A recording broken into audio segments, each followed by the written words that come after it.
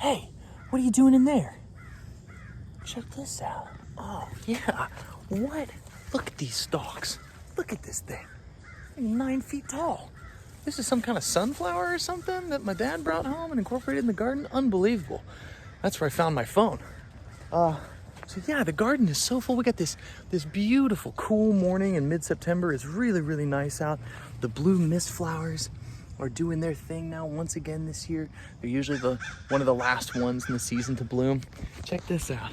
Over here on sort of our mulch pile, we got mushrooms. Look at these things, these monsters. These guys are so weird, but I think this is a good sign, right? That the fungus is finding places to grow and there's plenty of moisture for it.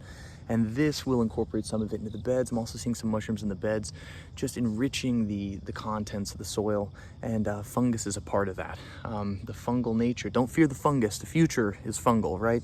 So if we can balance fungus and all the other things that are going into the soil, then you're gonna get some really good, yield and some rich earth. But yeah, all sorts of cool things happening here. The cleome are all in bloom. Look at these beautiful flowers. Yeah, they're up all over the place, and just growing and growing. Over there, the green beans have grown all across that sort of makeshift trellis that we built.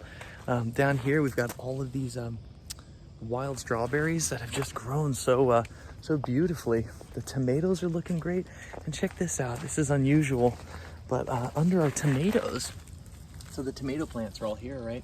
And down here, my dad has planted some ferns. So we got these beautiful ferns that are growing here down at the foot of these tomato plants. That's just something I've never really seen in any other garden, is tomatoes and ferns, you know? So anyhow, it's a beautiful, beautiful morning. It's nice and cool. It's starting to really feel like fall, though I'm sure we'll have an uptick of temperature soon. But look at this. Look at these monsters. I love these guys.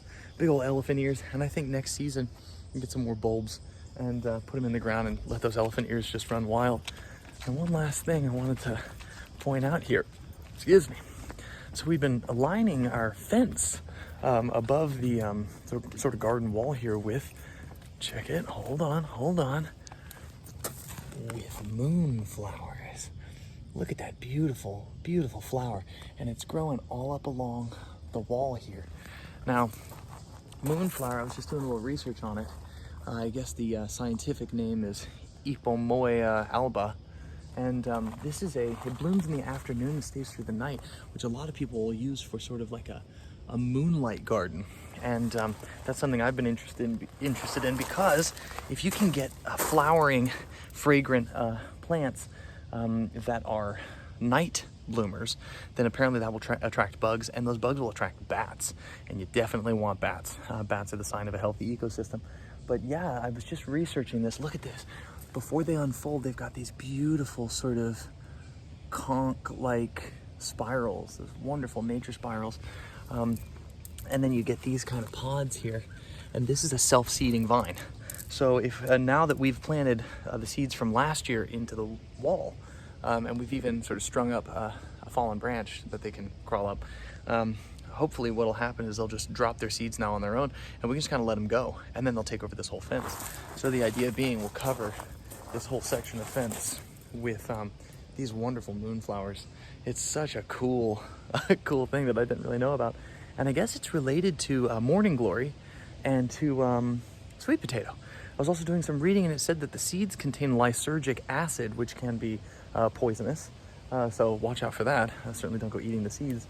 But what a beautiful flower, and I feel so lucky that here on this cool day they've stayed open for us. And I think they only stay, they bloom and they only stay open for one day. So you don't get them for long, but they really are lovely. And what's going on in your garden?